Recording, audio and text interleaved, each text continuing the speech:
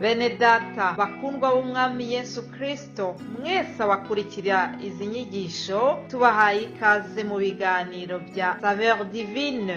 Ibi biganiro mu bitegurirwa n'abavugabutumwa bwiza batandukanye, akaba ari umuhamagaro ugendera ku ijambo ry'Imana byanditse mu gitabo cy'ubutumwa bwiza uko bwanditswe na Matayo ibice 24 umurongo wa 14. Kandi ubutumwa bwiza bw'ubwami buzigishwa mu isi yose ngo bube ubuhamya bwo guhamiriza amahanga yose, nibwo imperuka izahera ko ize. Ibi biganiro mubikurikira ku channel ya YouTube yitwa Saveur Divine. Tubifurije kugubwa neza. Imana Data ari nayo So ibaha umugisha.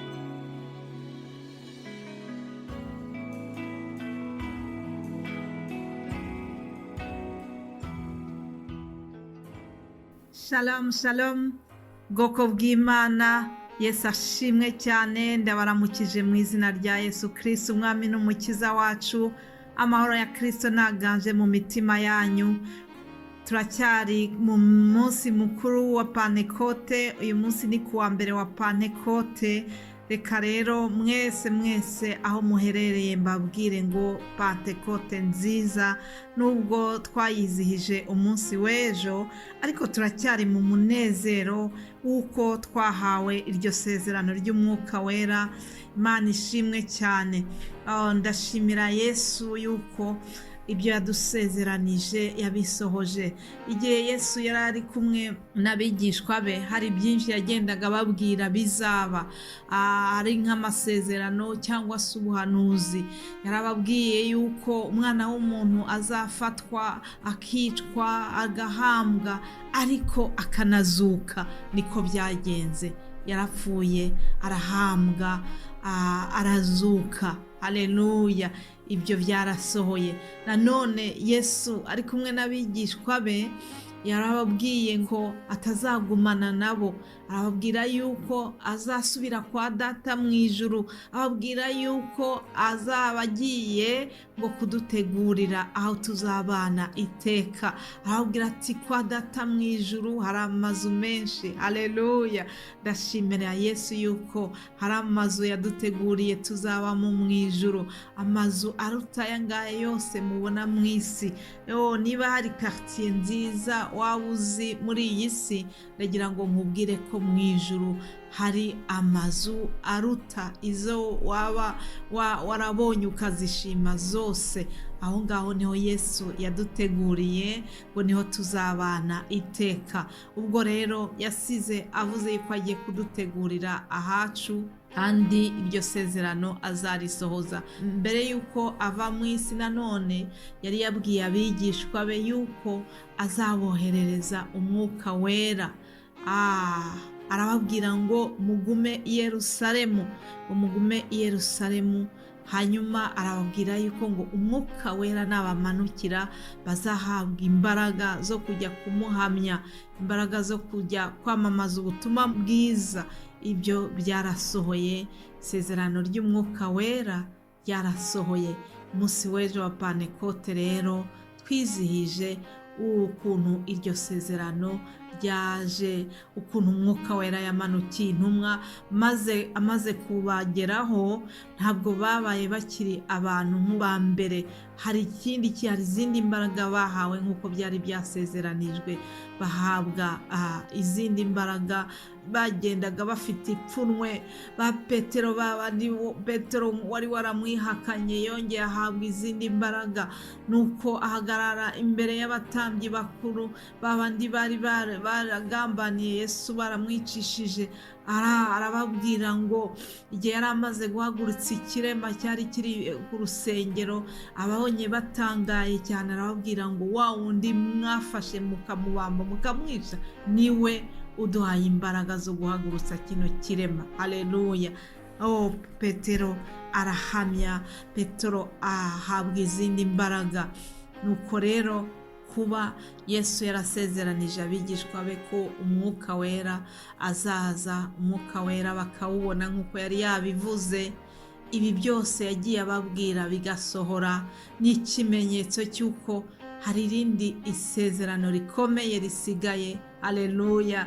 nuko Yesu azagaruka kutujyana kugira ngo tujye kubana nawe mu ijuru ubuziraherezo.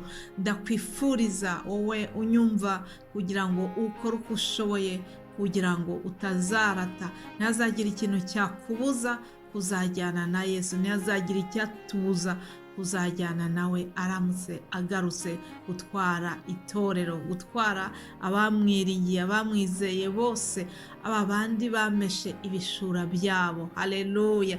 Bene data, ndabifuriza kugira ngo tube maso, tumere nk'aba bakobwa 5 b'abanyabwenge. Matayo 25 batubwira umugani w'abakobwa 10. Muri abo bakobwa 10 ngo bose bagiye gusanganira Yesu, hanyuma batwara amatabaza yabo, ariko muri abo ngabo 10 harimo ngo 5 b'abanyabwenge, abandi 5 b'abapfa, 5 b'indangare b'abapfa. Mu Kirundi bavuga ngo ni ibijushu. Abo 5 rero ngo umukwe yaratinze maze barasinzira, baza kwiroturuva nta mavuta bafite mu matabaza yabo. Agarutse bahamagaye mu gicuku, bahamagaye ngo umukwe araje, b'abanyabwenge bafata amatabaza yabo bajya gusanganira umukwe, naho abandi b'abapfu bakorwa n'isoni, babwira bagenzi babo ngo nyaboneka nimuduhe ku mavuta yanyu, ariko ntibyari bigishoboka. Bene data, uyu munsi turabwirizwa, turumva ijambo ry'Imana tukirengagiza, ariko hari igihe bizaba bitagishoboka, hari igihe bizaba bitagikunda. Ndabinginga kugira ngo mu gihe bigishoboka dukore ibishoboye byose kugira ngo ni ukuri kubahirize iby'ijambo ry'Imana ritwigisha.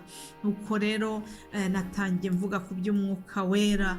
Nzi neza yuko matorero aho muri hose hirya no hino bavuze ku by'umwuka wera cyane muri iyi minsi, niyo mpamvu ntabwo ndi bubitindeho cyane, ariko ndagira ngo dusangire ijambo ritoya rimwe rivuga ku mwuka wera. Abatesalonike ba mbere igice cya 5 umurongo wa 19 handitse ngo ntimukazimye umwuka w'Imana kandi ntimugahinyure ibihanurwa, ahubwo mugerageze byose, mugundire ibyiza, mwirinde igisa n'ikibi cyose. Aleluya. Mwene data, birashoboka ko muri iyi Pantekote hari ukuntu wongerewe umwuka wera mu buryo budasanzwe, ariko ube maso kugira ngo wa muriro w'umwuka wera uri kwaka muri iyi minsi muri wowe ntuzazime. Ntimukazimye umwuka w'Imana, ntimukazimye umwuka wera. Rero hari uburyo dushobora kuzimya umwuka wera twahawe mu gihe tutubahirije iby'ijambo ry'Imana ridutegeka, mu gihe tudakunze bagenzi bacu, mu gihe tudabaye mu ijambo ry'Imana uko ibidusaba.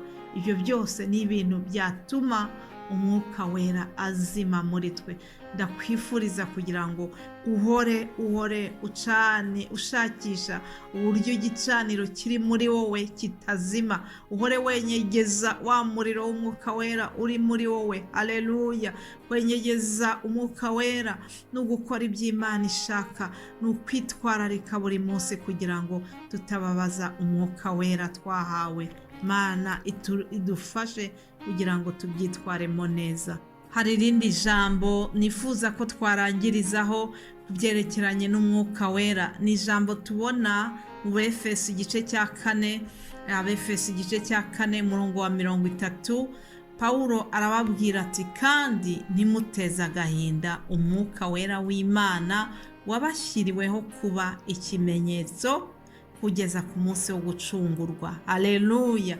Ngo ntiduteze agahinda umwuka wera. Nshuti yanjye, mbese wari uzi ko umwuka wera ari umuntu nka wa muntu ugira amarangamutima?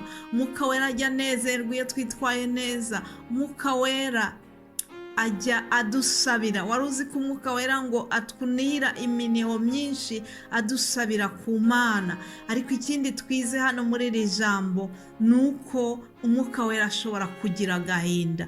Ndakwinginga kugira ngo wowe nanjye twirinde ikintu cyose cyatuma tubabaza umwuka wera twahawe. Rero nicyo ngicyo nshaka kurangirizaho, mbihanangiriza nanjye kandi nibwira ngo twitwararike, dukore uko dushoboye kose kugira ngo twe guteza agahinda umwuka wera twahawe. Niryo jambo rero ndangirijeho, nongera kubifuriza Pantekote nziza, nongera kubifuriza kandi kuryoherwa n'ibiganiro tuzabagezaho muri Saveur Divine. Muri iki cyumweru tuzaganira ku buryo umwuka wera akorera muri twebwe, ibyo umwuka wera akorana n'abana b'Imana. Yesu nabaha umugisha, mugire umunsi mwiza. Amen, amen.